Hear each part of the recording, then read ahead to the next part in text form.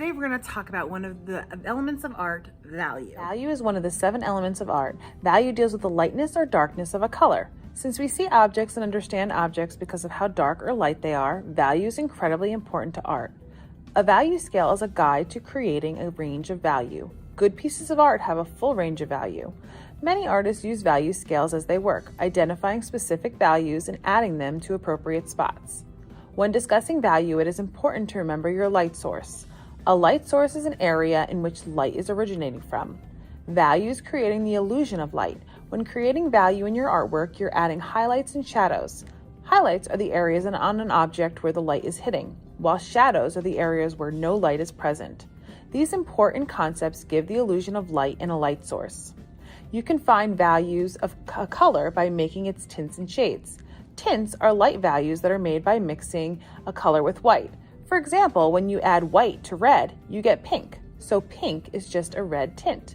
When you add black to a color, it's called a shade. Mixing a bit of black to red creates a deep burgundy. Shades are dark values. A tone is produced either by mixing a color with gray or by both tinting and shading.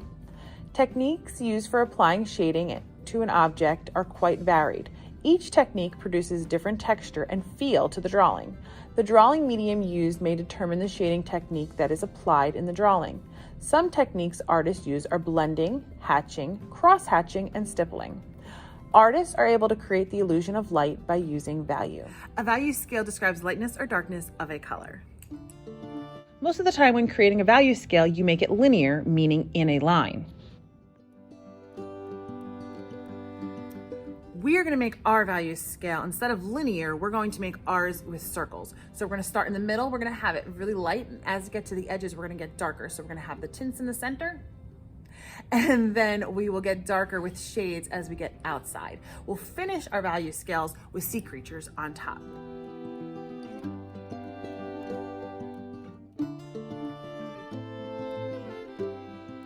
When mixing any colors, we want to remember to add the dark to the light, not the light to the dark.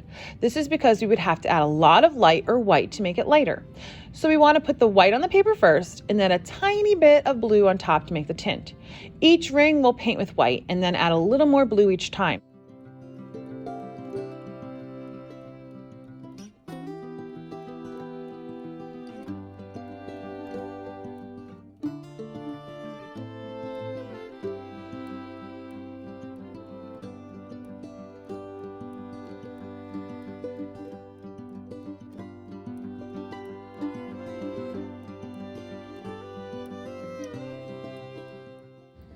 If you want to blend it a little bit, you can use a clean brush to blend the edges together so it goes smoothly from one color to the other. The 5th ring, we're going to do pure blue.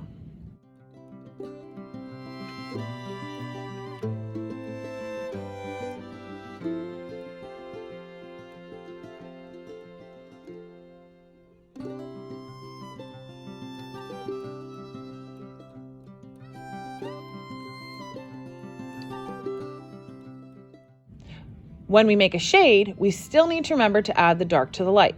The blue is lighter than black, so this time we're going to paint the blue on the paper first and then add a little bit of black on top to mix the shade.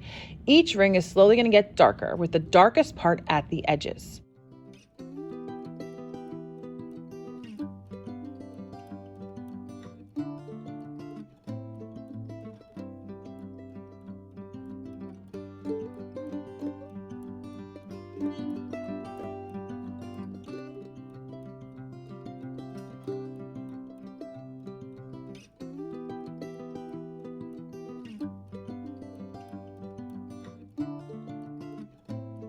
We have to let these dry before we add our sea creatures. So we're going to let them dry for a week and then we'll be able to add the sea creatures on top.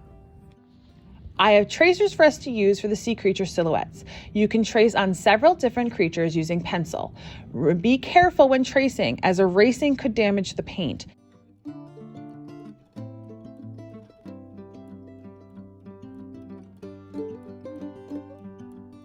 After you trace all your creatures, you will use the black paint to paint them in your scene. Take your time and try to use the tip of your paintbrush.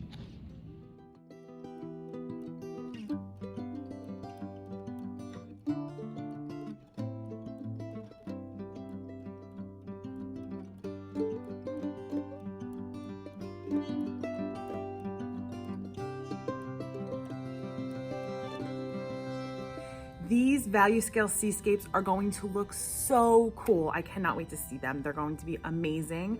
They're gonna look beautiful, and I cannot wait to display them. So have a wonderful day, friends, and keep creating. Bye, guys.